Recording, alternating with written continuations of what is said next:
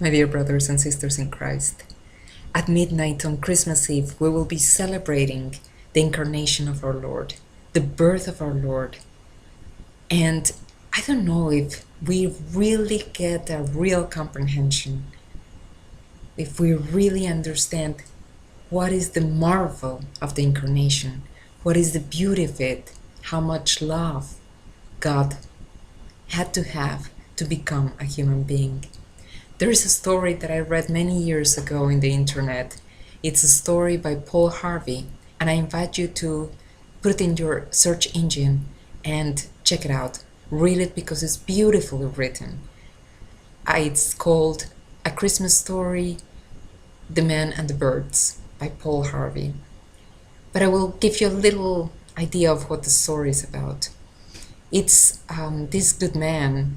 He's a family-oriented man, he's generous, he is really good, but he doesn't believe in the incarnation. So that Christmas Eve, he tells his wife, I'm not going to church, I wouldn't feel right because I don't believe in the incarnation. So I will just stay and wait for you. And so the family goes to church, and as they are leaving, snow starts to fall, and it becomes heavier and heavier. And suddenly he starts to hear this noise like if somebody was throwing snowballs at his window. So he goes out to check what is going on, and he finds that it's birds that have been caught in the storm, and they are trying, as they see the brightness and the light, they think they will find shelter there. So they're crashing against the window. He realizes he cannot just leave those birds to freeze there, and he thinks that if he opens the doors of the barn and turns on the light, he will be able to direct the birds there so they will have some shelter and some heat while the storm passes by. So he goes and does that, and to his dismay, nothing happens because the birds are not going there.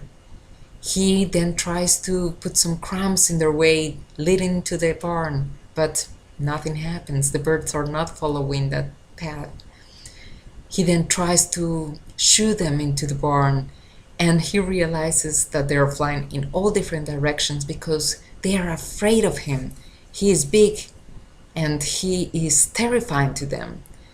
So he doesn't know what else to do, and he just thinks to himself, if I could only speak in their language and tell them that they will find shelter, comfort, and heat in the barn. If I could only become a bird to be able to communicate with them.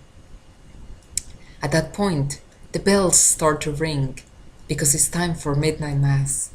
And he realizes that that's exactly what a God that is almighty, all-powerful, and all-loving did for us by choosing to incarnate as a little baby, to become a human being.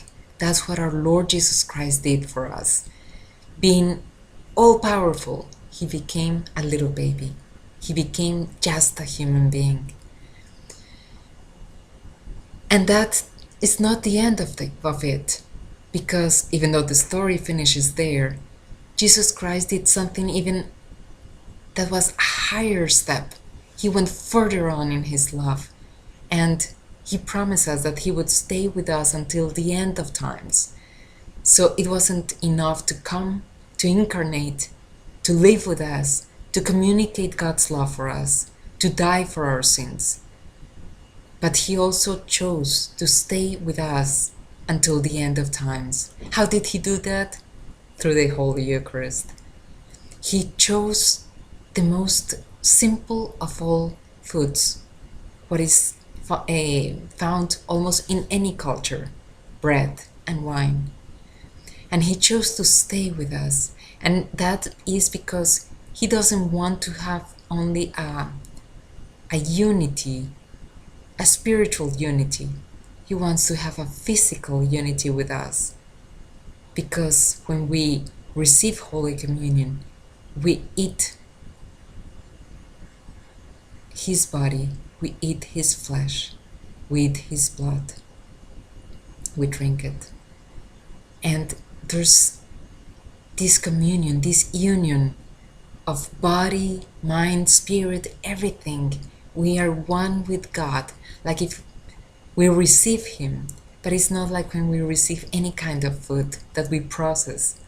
Actually, when we receive communion, I just imagine that we are being processed by God, and that's how He actually operates on each one of us, and how we become more like Him and less like ourselves. In this Christmas, I want to wish you that you will gain understanding of the beauty and especially of the love that required God to become a little human being.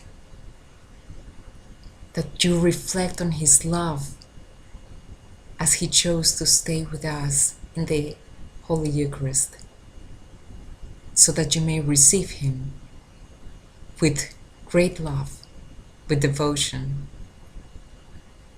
and with total love. May God bless you.